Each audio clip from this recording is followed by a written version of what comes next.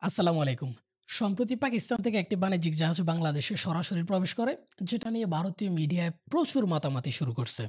এছাড়া বাংলাদেশ পাকিস্তানের মধ্যকার যে সম্পর্ক, সেই সম্পর্ক স্বাভাবিক করার ব্যাপারে আলোচনা হচ্ছে। যেমন ঢাকা বিশ্ববিদ্যালয়ে এখন থেকে পাকিস্তানের শিক্ষার্থীরাও পড়াশোনা করতে পারবে। পাকিস্তানের সাথে বাংলাদেশের আবার ফ্লাইট চালু করার ব্যাপারেও কথা হচ্ছে। প্রশ্ন হচ্ছেটা কি? বাংলাদেশ কি আবারও পাকিস্তানের দিকে ঝুঁকে যাচ্ছে? বাস্তবতা হলো মোটেও এমন কিছু না। বাংলাদেশ পাকিস্তানের দিকে ঝুঁকে যাচ্ছে না। বরং বাংলাদেশ-পাকিস্তান সম্পর্ক আওয়ামী লীগের মাধ্যমে ভারত চরম অস্বাভাবিক করে রেখেছিল, যেটাকে বর্তমান সরকার আবার স্বাভাবিক করার চেষ্টা করতেছে। আগে অন্যান্য দেশের বাণিজ্যিক জাহাজ সরাসরি বাংলাদেশে ঢুকতে পারলেও পাকিস্তানের জাহাজ ঢুকতে পারতো না। তৃতীয় একটা দেশে গিয়ে পণ্য আনলোড করতে হতো, সেখান থেকে গিয়ে আবার পণ্য বাংলাদেশকে নিয়ে আনতে হতো, যার ফলশ্রুতিতে খরচ কিন্তু অনেক বেশি বেড়ে যেত। কিন্তু এখন পাকিস্তানের জাহাজ সরাসরি বাংলাদেশে প্রবেশ করার কারণে খরচ কিন্তু অনেক কমে যাবে। এতে করে কিন্তু আমাদের ব্যবসায়ীরাই লাভবান হবে। দাবিতে অন্যান্য দেশ যেমন নেপাল, ইন্ডিয়া, শ্রীলঙ্কার রেস্টুরেন্টরা পড়তে পারলেও পাকিস্তান রেস্টুরেন্টরা পড়তে পারতো না, শুধুমাত্র লীগপন্থী কর্মীদের জন্য। কিন্তু এই সরকার সেটাকে স্বাভাবিক করার চেষ্টা করতেছে। বাংলাদেশ থেকে আপনি পাকিস্তান যেতে চাইলেও সরাসরি কোনো ফ্লাইট ছিল না, আপনাকে তৃতীয় কোনো দেশের সাহায্যে যেতে হতো। কিন্তু এই সরকার আবার সেটাকে চেষ্টা করতেছে যে সরাসরি ফ্লাইট চালু করার জন্য। তো হাসিনা পতনের মধ্য দিয়ে এই সকল অন্যায় অনিয়মের অবসান ঘটেছে এবং দুই দেশের সম্পর্ক স্বাভাবিক হওয়ার চেষ্টা চলতেছে।